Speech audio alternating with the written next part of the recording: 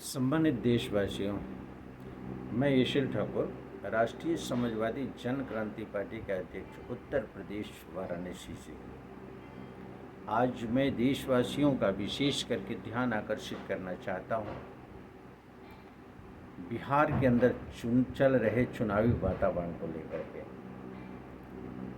जैसा कि social media के माध्यम से ये देखने को मिल रहा है कि प्रदेश के अंदर सारे राजनीतिक दल अपनी पूरी क्षमता के साथ लगे हुए हैं चुनाव जीतने के प्रयास में। सम्मानित प्रदेशवासियों, विशेष करके ध्यान देने की जरूरत है। प्रशांत किशोर की पार्टी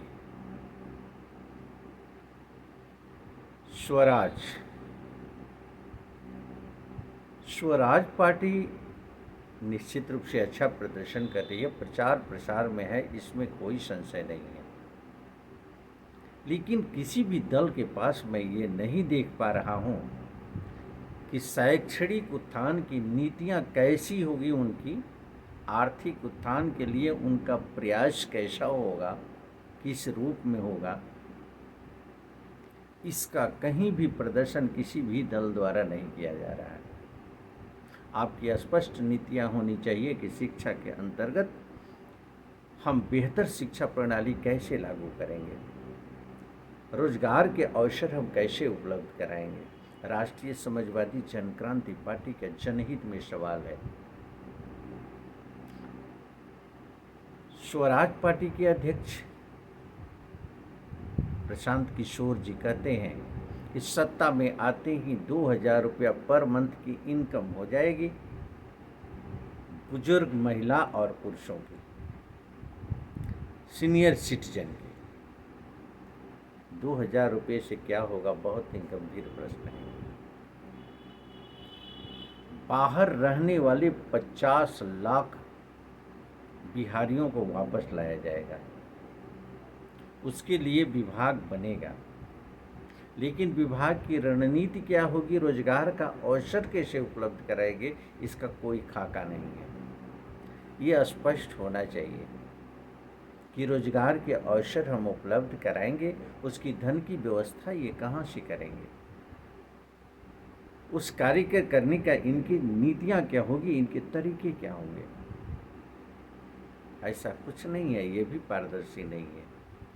हम जनमानस से अपील करना चाहते हैं कि बिहार के मतदाता इस पर निश्चित रूप से सवाल करें कि शिक्षा के स्तर पर आपकी नीतियां हैं कि सरकारी और प्राइवेट स्कूल दोनों चलेंगे, और प्राइवेट स्कूल में जो पढ़ाना चाहेगा 14 साल से नीचे के बच्चों को उसका खर्च सरकार देगी। क्यों?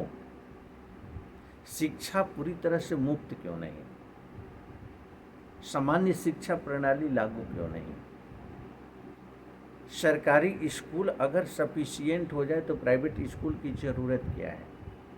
प्राइवेट स्कूलों को सरकारी स्कूलों में मर्ज करके एक शिक्षा नीति के अंतर्गत एक ही छत के नीचे अधिकारी, कर्मचारी, किसान, मजदूर सबके बच्चे पढ़ें, इसमें क्या बुराई है? बेहतरीन शिक्षा व्यवस्था हो, योग्यता के आधार पर चपरासी हो, योग्यता के आधार पर क्लर्क हो, योग्यता के आधार पर क्लास 1 अफसर हो। राष्ट्रीय समाजवादी जन क्रांति पार्टी समतामूलक समाज की पक्षधर होने के नाते पहला शिक्षा पर अपनी नीति स्पष्ट करना चाहती है कि सामान्य शिक्षा प्रणाली के लिए पहल होनी चाहिए।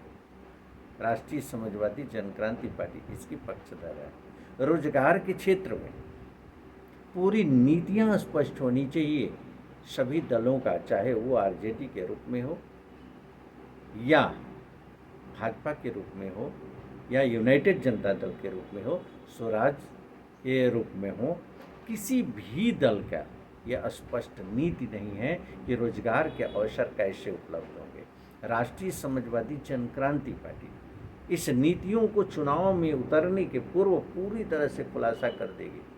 हमारे पास वो नीतियाँ है।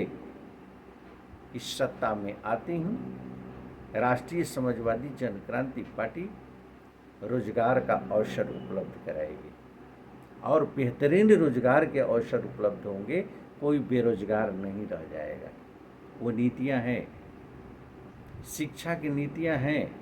अगर शैक्षणिक और आर्थिक उत्थान के नीतियों पर हम काम करते हैं और समतामूलक समाज की हम बात करते हैं, कुंठित मानसिकता से ऊपर उठ करके, इतने बेहतरीन विचार किसी राजनीतिक दल का है ही नहीं। ये सच्चाई है। तो मैं अपील करना चाहता हूँ पूरे देशवासियों से, आप विशेष करके बिहार वासियों से, कि राष्ट्रीय समाजवादी जनक्रांति पार्टी का मिशन समतामूलक समाज की स्थापना, कुंठित मानसिकता से ऊपर उठ करके मानवीय मूल्यों का संरक्षण की पहल में अपना सहयोग दें। पार्टी पूरा प्रयास कर रही है कि बिहार विधानसभा में पार्टिसिपेट करें और पार्टी ऐसे ही उम्मीदवार को आपके बीच लाएगी जो पूरी तरीके से पार्टी के विचारधाराओं के साथ होगा और संकल्पित होगा।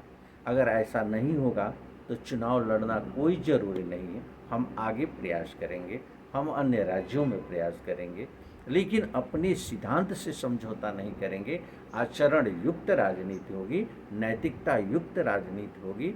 राजनैतिक पतन के आधार पर राजनीति स्वीकार राष्ट्रीय समाजवादी जनक्रांति पार्टी को नहीं है। नैतिकता के पतन के आधार पर राजनीति स्वीकार नहीं है। राजनीति में आचरण के विनाश के आधार पर राजनीति पसंद नहीं है। विनाश के आधार पर विकास की बातों की आश्वासन राष्ट्रीय समाजवादी जनक्रांति पार्टी को मंजूर नहीं है।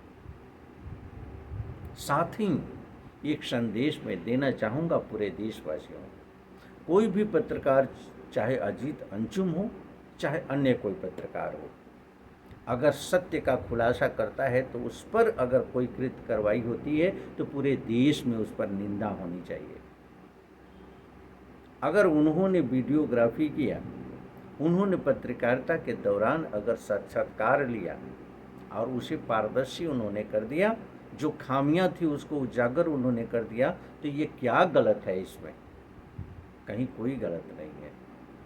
तो मैं सम्मानित देशवासियों से मैं अपील करूंगा कि ऐसे पत्रकारों को, ऐसे नेतृत्व करने वाले लोगों के हौसला बढ़ाने की ज़रूरत है और साथ देने की ज़रूरत है। अगर अनजस्टिस उनके साथ होता है तो चाहे शासन स्तर पर हो, प्रशासन स्तर पर हो, या कहीं भी किसी रूप में अगर ऐसे लोगों के साथ अन्याय संगत बातें होती है तो एक आवाज़ देश की होनी चाहिए, वो विरोध की आवाज़ होनी चाहिए।